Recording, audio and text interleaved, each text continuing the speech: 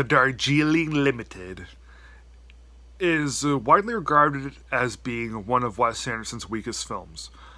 But I have no other choice but to kind of champion this film. Is it amazing?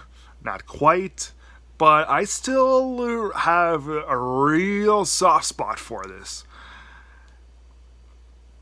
There's the relatability, there's the sense of spirituality, there's the soothing nature of the whole thing. Written on paper, the Darjeeling Limited is weak. Only written on paper. But what Wes Anderson and Owen Wilson are able to do, because Owen Wilson, aside from starring in the film, he also helps Anderson write a lot of his films. What they're able to do is make something that's a whole lot more deep than meets the eye.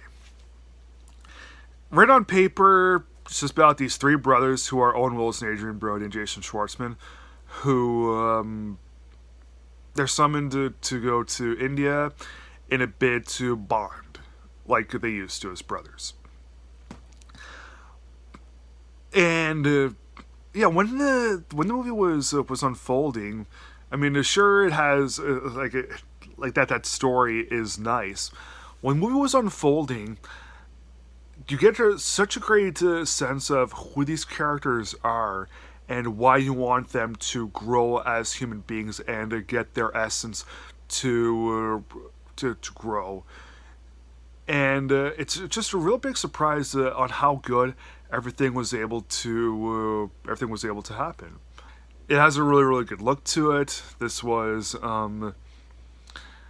it's one of Wes Anderson's best looking films.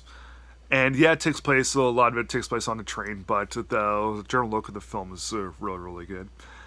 And we get to know these characters super duper well.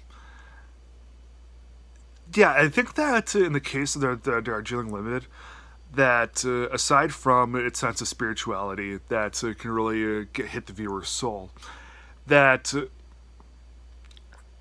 more than any other Wes Anderson film, this movie simply encompasses lots of magic to it.